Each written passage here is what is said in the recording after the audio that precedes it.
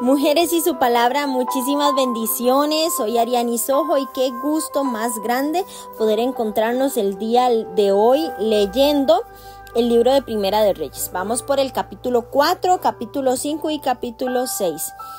Me gozo de ver cómo envían sus fotografías del cuaderno, de la Biblia, de lo que escriben.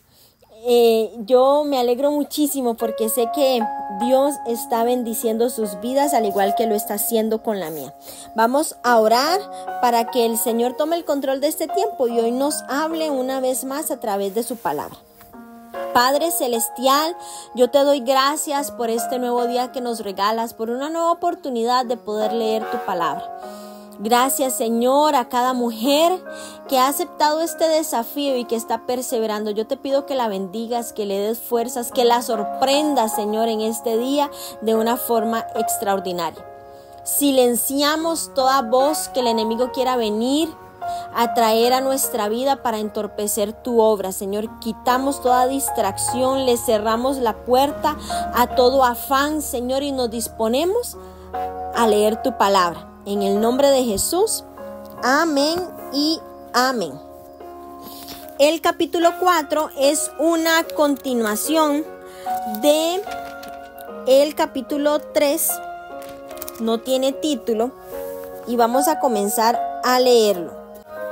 Reinó pues el rey Salomón sobre todo Israel, y estos fueron los jefes que tuvo: Azarías, hijo del sacerdote Sadoc; Elioref y Ahías, hijos de Sisa, secretarios; Josafat, hijo de Ahilud, canciller; Benaía, hijo de Joaída, sobre el ejército; Sadoc y Abiatar, los sacerdotes; Azarías, hijo de Natán, sobre los gobernadores; Zabud, hijo de Natán, ministro principal y amigo del rey; Aizar, mayordomo; Adoniram, hijo de Abda, sobre el tributo. Tenía Salomón 12 gobernadores sobre todo Israel, los cuales mantenían al rey y a su casa. Cada uno de ellos estaba obligado a abastecerlo por un mes en el año.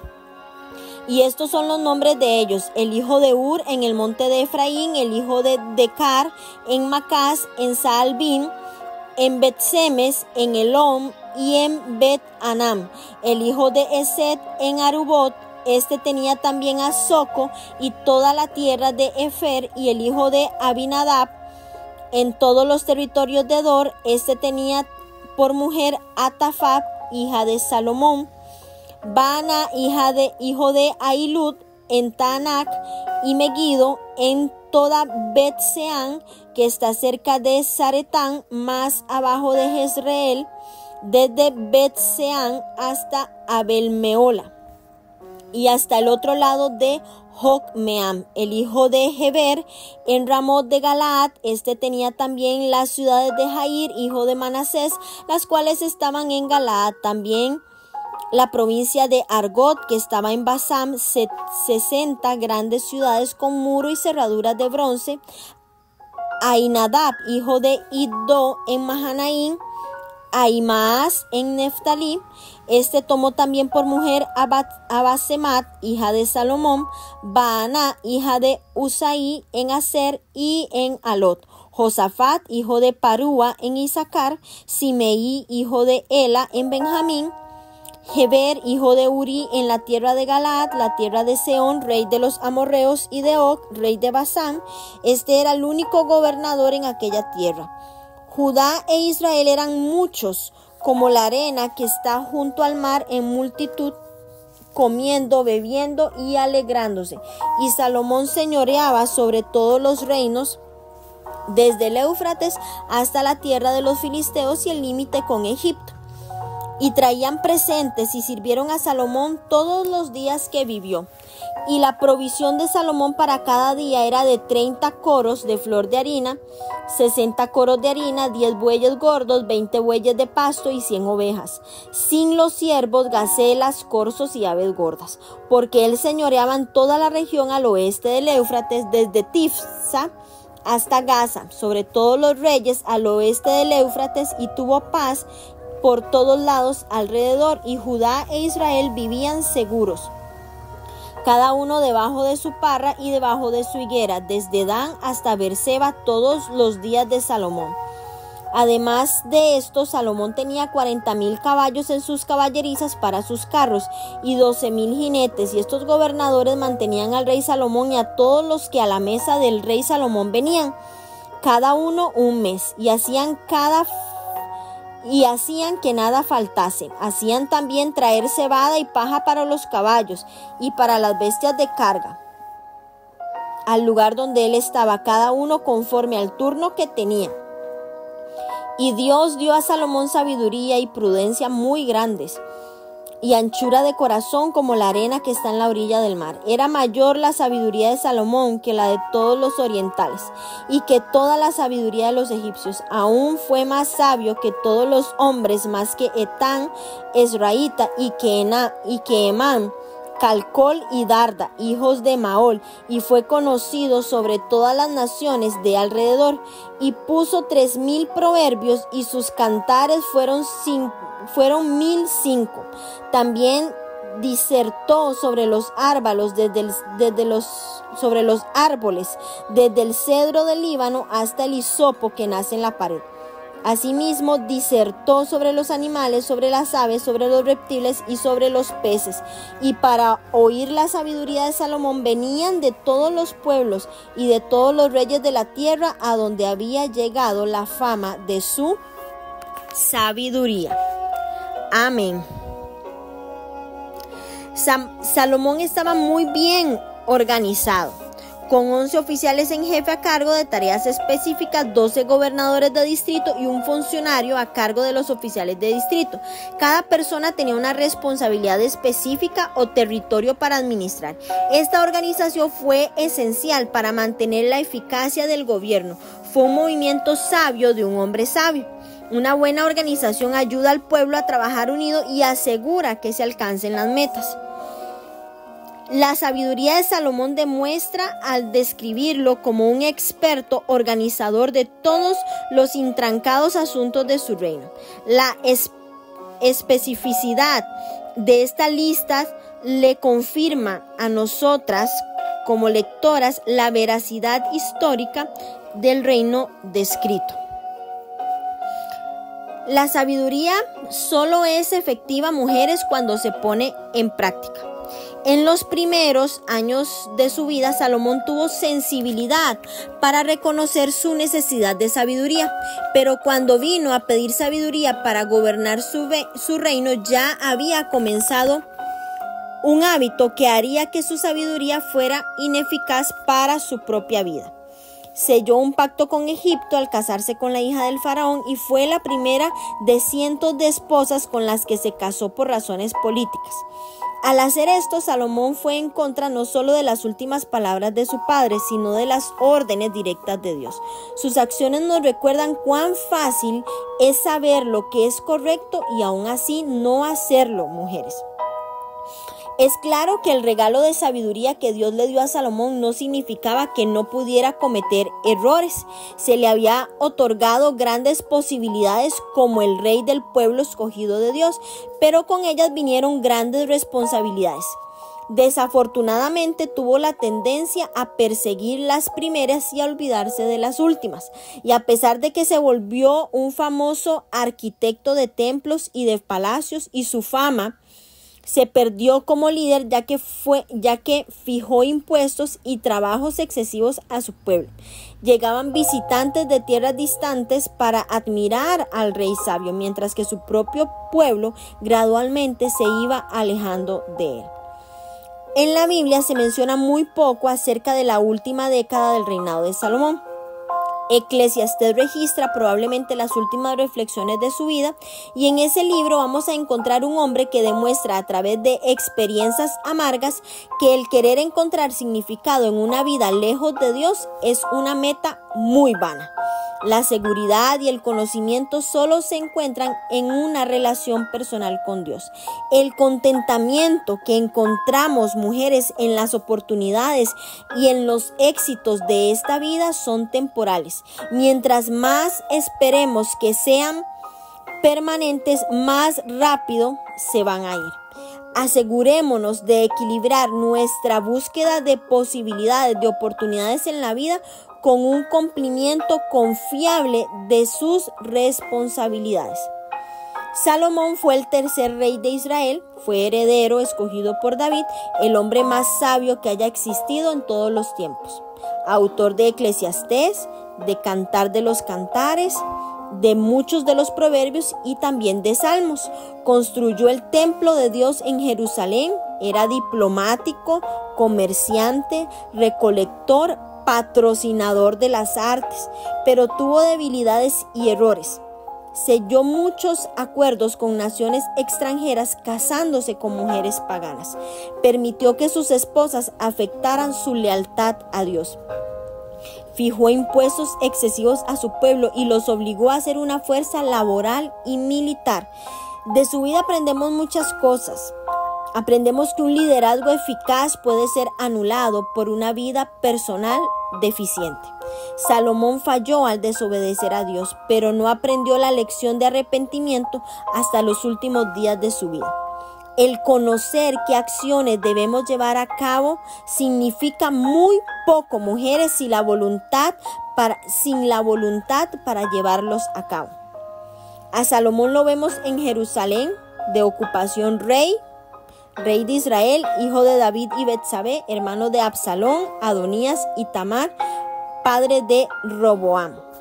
Un poquito de quién era Salomón. Vemos cómo probablemente al desterrado Abiatar se le menciona por respeto a la condición y permanente de los sacerdotes. Zabud, que en hebreo significa dado, era un nombre adecuado para el hijo de Natán, que en hebreo Natán significa dador. El profeta también se desempeñó como ministro principal, que en hebreo significa Cohen, K-O-H-E-N, que era el jefe de gobierno o funcionario principal. Vemos que también se le menciona como amigo, que en hebreo es Re'eh, R-E-E-H, que en sentido técnico es como un asesor del rey. La lista de los 12 gobernantes y sus distritos incluía a 2 yernos de Salomón, el hijo de Abinadab, cuya mujer era Tafat, que en hebreo significa adorno, que era hija de Salomón, y Ahimaas, cuya esposa era Basemat, que en hebreo significa espacia, otra hija de Salomón. Y la designación de estos hombres sugiere que Salomón eligió personas dignas de su confianza que serían leales al trono. A lo largo de la mayor parte de su reinado, Salomón aplicó correctamente su sabiduría porque buscaba a Dios. Los frutos de esa sabiduría fueron paz, seguridad y prosperidad para la nación. A menudo, la era de Salomón se ve como el ideal de lo que cualquier nación puede llegar a ser cuando se une en confiar y obedecer a Dios. Que cada uno viviera seguro debajo de su parra y debajo de su higuera resalta la prosperidad y la seguridad de la nación, en especial como señales de la bendición del pacto de Dios o de la restauración de su favor. Por el contrario, las vides y las higueras marchitas o frutos malos aluden al juicio de Dios o la retención de su bendición. Desde Dan hasta Beerseba es la forma habitual de referirse a todo el territorio ocupado por Israel, tal como se había prometido a David. El Señor le dio a Salomón paz de todos sus enemigos alrededor y paz y reposo sobre Israel en sus días.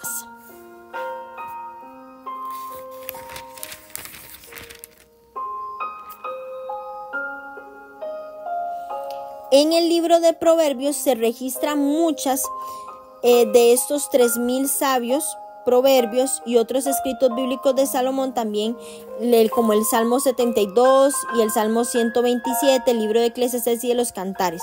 El reino de Salomón se esparció desde el río Éufrates hasta el norte de las fronteras de Egipto. La tierra entera estaba bajo el gobierno de este hombre. Vemos cómo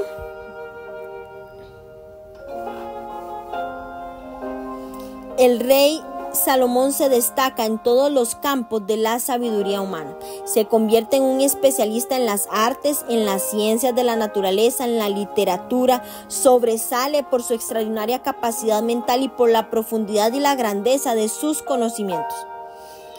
Nos demuestra su capacidad de organizar y de administrar.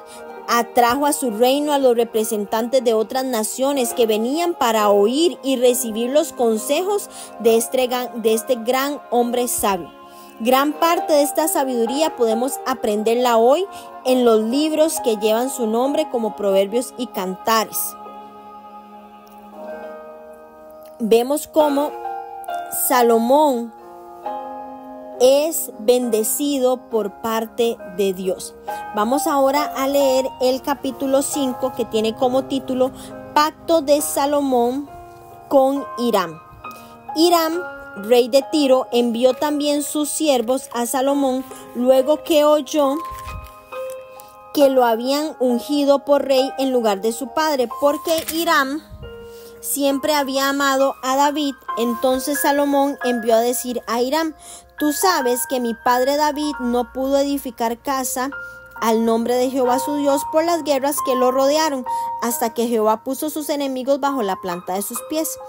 Ahora Jehová mi Dios me ha dado paz por todas partes, pues ni hay adversarios ni mal que temer. Yo por tanto he determinado ahora edificar casa a Jehová mi Dios, según lo que Jehová habló a David mi padre, diciendo: tu hijo, a quien yo pondré en lugar tuyo, en tu trono, él edificará casa a mi nombre.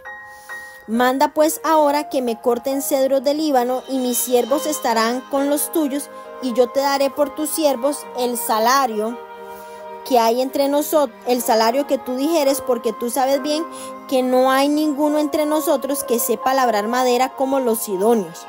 Cuando Hiram oyó las palabras de Salomón, se alegró en gran manera y dijo: bendito sea hoy Jehová, que dio hijo sabio a David sobre este pueblo tan grande.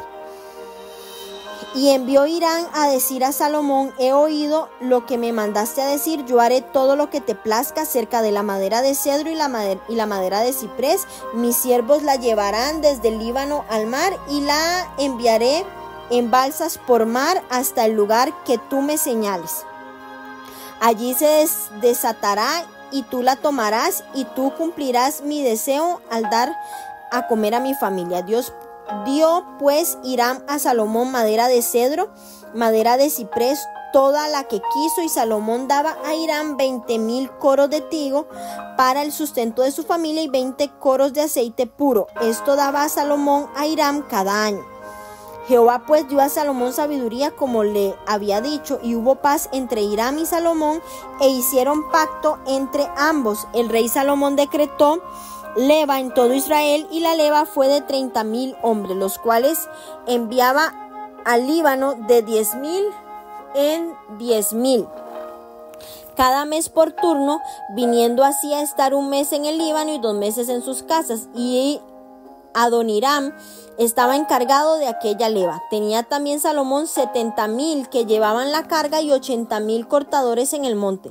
Sin los principales oficiales de Salomón que estaban sobre la obra 3,300, los cuales tenían a cargo el pueblo que hacía la obra. Y mandó el rey que trajesen piedras grandes, piedras costosas para los cimientos de la casa, y piedras labradas. Y los albañiles de Salomón y los de Hiram y los hombres de Gebal cortaron y prepararon la madera y la cantería para labrar la casa. Amén. Bueno, qué hermoso, porque Aquí se ofrece otro ejemplo de la sabiduría de Salomón. Aprovechó la amistad que su padre tenía con Hiram de Ciro para obtener su ayuda en la edificación del templo. Cuando David ofreció construir un templo, Dios le dijo que no por medio del profeta Natán. Dios quería que un hombre de paz, no un guerrero, construyera su casa de oración. David era un guerrero, por lo tanto, había mucha sangre que había pasado por sus manos. Los sidonios eran hábiles en trabajos con madera y fueron más tarde llamados fenicios. Salomón reclutó 3 veces el número de trabajadores necesarios para el proyecto del templo y luego arregló sus horarios para que no tuvieran que estar lejos de su casa por grandes periodos. Esto mostró su preocupación por el bienestar de sus trabajadores y la importancia que le daba a la vida familiar. La fuerza de una nación, mujeres, está en proporción directa con la fuerza de sus familias. Salomón reconoció sabiamente que la familia debería ser siempre una prioridad muy alta. Cuando planee su propio trabajo o arregle horarios de los demás, revise el impacto de sus planes sobre sus familias. Gebal estaba localizado al norte de lo que ahora es Beirut, cerca del bosque de cedros. Estos hombres eran fenicios, probablemente especializados en la construcción de embarcaciones, pero empleados para este proyecto. En este capítulo vemos cómo se comienzan los preparativos para la primera de las obras de construcción del rey Salomón, el templo o casa de Dios. Del viejo tabernáculo solo quedaba un recuerdo, el arca del pacto. Hasta ahora Israel no tenía un lugar fijo de adoración, sino que estaba distribuido en varios lugares. Había una gran necesidad de centralizar la adoración. Esto serviría para unificar al pueblo de Dios. Y no debemos olvidar que Israel era un pueblo profundamente religioso. A la vez, no se puede descartar la idea de que en tiempos de guerra David no pudo darse el lujo de construir templos grandiosos. Solo con el advenimiento de la estabilidad y la paz, Salomón pudo pensar en estos términos. La construcción del templo no tan solo era señal de la piedad religiosa, sino también un símbolo de la estabilidad social. La construcción del templo fue un gran sueño de David. No pudo realizarlo por haber estado siempre en pie de guerra. David fue un guerrero y nunca hubo paz durante su reinado. Y este gran honor y la realización de este sueño y profecía le estaba reservado para su hijo, su sucesor Salomón. De modo que la construcción del templo sería la obra más grande de Salomón. Para lograr su propósito, Salomón acude al viejo amigo de su padre, Hiram, que era el rey de Tiro, y este había ayudado a David en la construcción de obras públicas dentro de su reinado al enviar obreros y madera procedente de las montañas del Líbano. Hiram parece ser uno de varios reyes que enviaron emisarios al enterarse de la coronación de Salomón. Tira era una ciudad fenicia, la más importante de su tiempo, porque Hiram siempre había estimado a David. Es una expresión hebrea para confirmar que Hiram y David eran aliados políticos. Salomón hizo un acuerdo muy bueno y oportuno para Hiram. Este convenio consistía en que Hiram le suministrase a Salomón de materiales de construcción y obreros especializados, y también era necesario transportar y colocar esos materiales en el lugar conveniente. Bendito sea hoy Jehová, son palabras en labios de Hiram. Para algunos será raro que un rey pagano atribuya loor al Dios de los hebreos. En realidad, dado el ambiente politeísta de los pueblos circunvecinos, no es nada raro en absoluto. A Hiram le daría lo mismo alabar a Baal que alabar a Jehová. Y esta tendencia siempre era una tremenda tentación para el pueblo de Israel también. Los israelitas no tenían ninguna experiencia en la construcción de edificios y menos aún de templos. Había que traer a los expertos de afuera. Los fenicios y los sidonios eran expertos y muy hábiles en preparar la madera y toda clase de material para la construcción.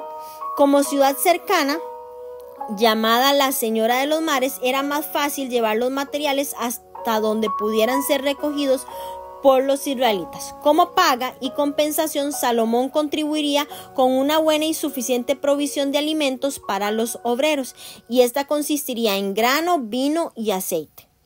Además, para este trabajo se necesitaba mucha mano de obra, de modo que el rey puso a trabajar a todo el pueblo mediante el pago de impuestos llamado leva. Este era un trabajo obligatorio que todo ciudadano o súbdito debía pagar a su nación. Este sistema era muy común en el tiempo antiguo, sobre todo en tiempos de guerra. Esto significaba que los israelitas debían trabajar 4 meses durante el año en la siguiente forma: un mes cada 3 meses en el Líbano, y luego descansarían 2 meses seguidos en sus hogares. En esta forma se emplearon unos 30,000 israelitas y otros 50,000 extranjeros. El pueblo ya había hecho este tipo de trabajo con voluntad y sacrificio en las épocas de guerra, pero ahora era diferente, al tener que dejar a su familia y su trabajo en tiempo de paz. ¿Quién duda que este sistema de trabajo causaría un gran descontento popular? Y es interesante observar que el trabajo o labrado de las piedras fue hecho con tal precisión que encajaban unas con otras antes de ser colocadas en los mismos cimientos. Y aquí sobresalen los obreros de la ciudad de Biblos. Estos eran muy hábiles y especializados en el trabajo de la piedra. De modo que la casa de Dios fue construida por los más grandes constructores de la época. ¿No les parece significativo que el templo consagrado para la adoración de Israel fuera edificado por extranjeros y paganos? Vamos a ver más adelante cómo en el capítulo 5 trata sobre los preparativos para la edificación del templo, y en el capítulo 6 vamos a considerar el hecho de su construcción. Pero es conveniente que les advierta, para los fines de esta palabra, no nos vamos a detener mucho en los detalles. Además de que es una obra muy grande, resulta una tarea muy difícil describirla con palabras. Pero vamos a creer en la veracidad del relato bíblico y en la descripción fiel de los que fueron testigos de esta maravillosa construcción. Vamos a leer ahora el capítulo 6. Salomón edifica el templo. En el año 480, después de que los hijos de Israel salieron de Egipto, el 4.º año del principio del reino de Salomón sobre Israel, en el mes de Sif, que es el mes segundo, comenzó él a edificar la casa de Jehová. La casa que el rey Salomón edificó a Jehová tenía 70 codos de largo y 20 de ancho y 30 codos de alto, y el pórtico delante del templo de la casa tenía 20 codos de largo a lo ancho de la casa, y el ancho delante de la casa era de 10 codos. E hizo la casa ventanas anchas por dentro y estrechas por fuera. Edificó también junto al muro de la casa aposentos alrededor, contra las paredes de la casa alrededor del templo y del lugar santísimo. E hizo cámaras laterales alrededor. En el aposento de abajo era de 5 codos de ancho, el de en medio de 6 codos de ancho y el tercero de 7 codos de ancho, porque por fuera había hecho disminuciones a la casa alrededor para no empotrar las vigas en las paredes de la casa. Y cuando se edificó la casa, la fabricación de las piedras que traían ya acabadas, de tal manera que cuando la edificaban ni martillos ni hachas se oyeron en la casa, ningún otro instrumento de hierro. La puerta del aposento de en medio estaba al lado derecho de la casa y se subía por una escalera de caracol al de en medio, y el del aposento de en medio al tercero. Labró pues la casa y la terminó, y la cubrió con artesonados de cedro. Edificó asimismo el aposento alrededor de toda la casa, de altura de 5 codos, el cual se apoyaba en la casa con maderas de cedro. Y vino palabra de Jehová a Salomón diciendo: con relación a esta casa que tú edificas, si anduvieres en mis estatutos e hicieres mis decretos y guardares todos mis mandamientos, andando en ellos, yo cumpliré contigo mi palabra que hablé a David tu padre, y habitaré en ella en medio de los hijos de Israel, y no dejaré a mi pueblo Israel. Así pues, Salomón labró la casa y la terminó, y cubrió las paredes de la casa con tablas de cedro, revistiéndola de madera por dentro, desde el suelo de la casa hasta las vigas de la techumbre. Cubrió también el pavimento con madera de ciprés. Asimismo, hizo al final de la casa un edificio de 20 codos de tablas de cedro desde el suelo hasta lo más alto. Asimismo, en la casa un aposento que es el lugar santísimo. La casa, esto es, el templo de delante, tenía 40 codos y la casa estaba cubierta de cedro por dentro y tenía entalladuras de calabazas silvestres y de botones de flores. Todo era de cedro, ninguna piedra se veía, y adornó el lugar santísimo por dentro en medio de la casa para poner allí el arca de Jehová. El lugar santísimo estaba en la parte de adentro, el cual tenía 20 codos de largo, 20 de ancho y 20 de altura, y lo cubrió de oro purísimo. Asimismo cubrió de oro el altar de cedro, de manera que Salomón cubrió de oro puro la casa por dentro y cerró la entrada del santuario con cadenas de oro. Y lo cubrió de oro, y cubrió pues de oro toda la casa de arriba, y asimismo cubrió de oro todo el altar que estaba frente al lugar santísimo. Hizo también en lugar santísimo 2 querubines de madera de olivo, cada uno de 10 codos de altura. Un ala del querubín tenía 5 codos y la otra ala del querubín otros 5 codos. Así que había 10 codos desde la punta de un ala hasta la punta de la otra. Asimismo, el otro querubín tenía 10 codos, porque ambos querubines eran de un mismo tamaño y de una misma hechura. La altura de uno era de 10 codos, asimismo la del otro. Puso estos querubines dentro de la casa en el lugar santísimo, los cuales extendían sus alas, de modo que el ala de uno tocaba una pared y el ala del otro tocaba la otra pared, y las otras 2 alas se tocaban la una a la otra en medio de la casa. Y cubrió de oro los querubines y esculpió todas las paredes de la casa alrededor de diversas figuras de querubines, de palmeras y de botones de flores por dentro y por fuera, y cubrió de oro el piso de la casa por dentro y por fuera. A la entrada del santuario hizo puertas de madera de olivo, y el umbral y los postes eran de 5 esquinas.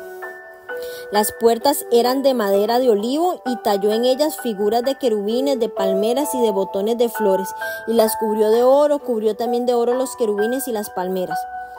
Igualmente hizo a la puerta del templo postes cuadrados de madera de olivo, pero las 2 puertas eran de madera de ciprés, y las 2 hojas de una puerta giraban y las otras 2 hojas de la otra puerta también giraban, y talló en ellas querubines y palmeras y botones de flores, y las cubrió de oro ajustando a las talladuras. Y edificó el atrio anterior de 3 hileras de 3 piedras labradas y de una hilera de vigas de cedro.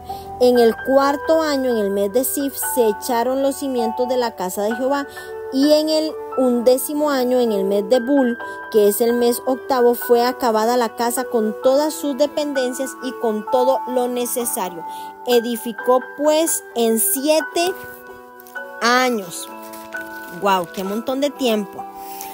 La construcción del templo fue el logro más importante del reino de Salomón.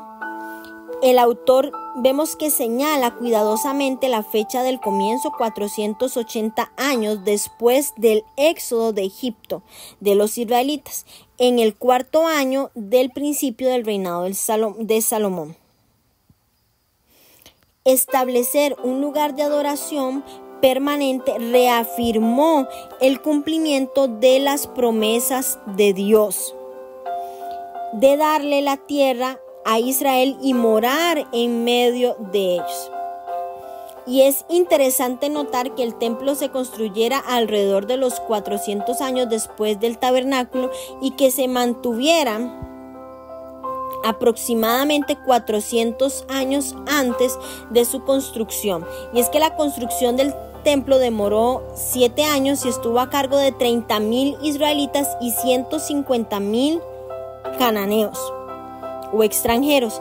Y aunque el significado de este versículo primero está mucho en discusión, todavía provee un marco cronológico que nos da una perspectiva general para determinar la secuencia de los acontecimientos bíblicos. La fecha exacta que alude a este versículo no puede ser determinada porque prevalece cierta incertidumbre sobre el momento en que comenzó el reinado de Salomón, el cuarto año del principio del reino de Salomón. Muchos consideran que es el 960 a.C. En este caso, el éxodo de Egipto pudo haberse tenido lugar aproximadamente en el 1440 a.C. Un codo equivalía aproximadamente a 50 centímetros, por lo que el templo tenía 30 metros de largo, 10 metros de ancho y 15 metros de alto. Estas dimensiones duplicaban exactamente las del tabernáculo de Moisés.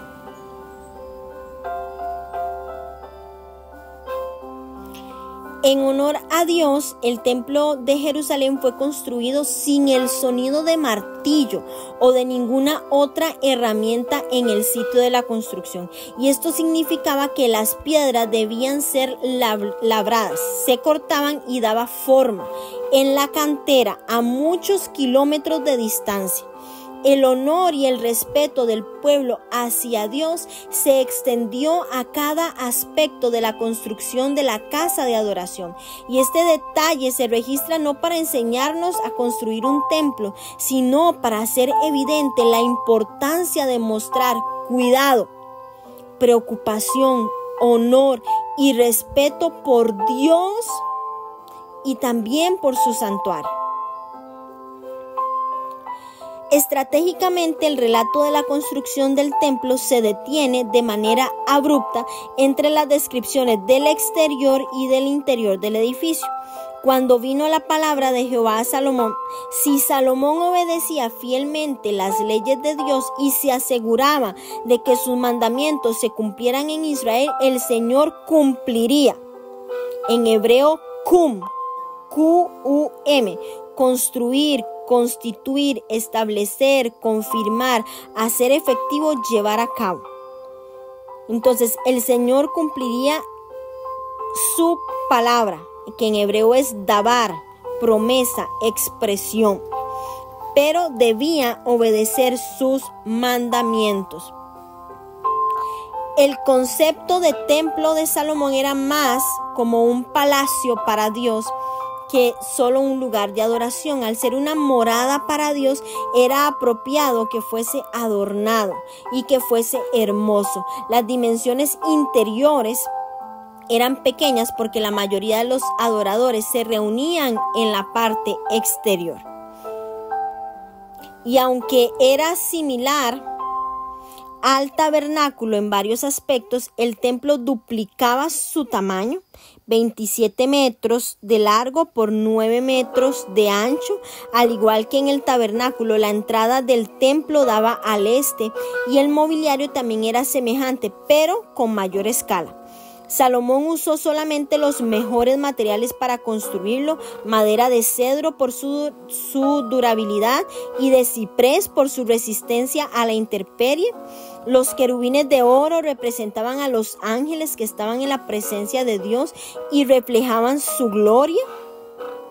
Aunque muchos le atribuyen la extravagancia del templo al deseo de Salomón de mostrar su riqueza, el uso de los mejores materiales demuestra que la construcción se hizo conforme al modelo que le había sido mostrado a Moisés en el monte, en Éxodo 25:40, en Éxodo 30, en Éxodo 36 y en Éxodo 39, respecto al abundante uso del oro en el tabernáculo y las vestiduras sacerdotales.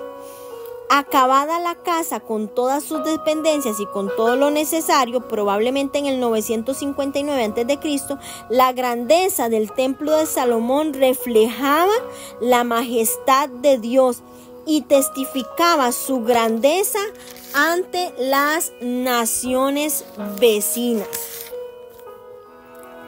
Este templo de Salomón era un testimonio de lo grande que es Dios, de lo majestuoso que era Dios. Era un testimonio, era un testimonial de su grandeza ante las naciones. No era para vanagloria de Salomón, no, sino que era para mostrar la grandeza, la majestad ante las naciones vecinas del Dios vivo, de Jehová, el Dios de Israel. Qué hermoso es poder aprender a través de la Escritura lo que Dios hacía, las intenciones y cómo a Él debemos darle lo mejor. Espero, mujeres, sus comentarios, que habló el Señor a su corazón. ¿Qué les parece la majestad de este templo que edificó Salomón para Dios? Las bendigo en el nombre de Jesús.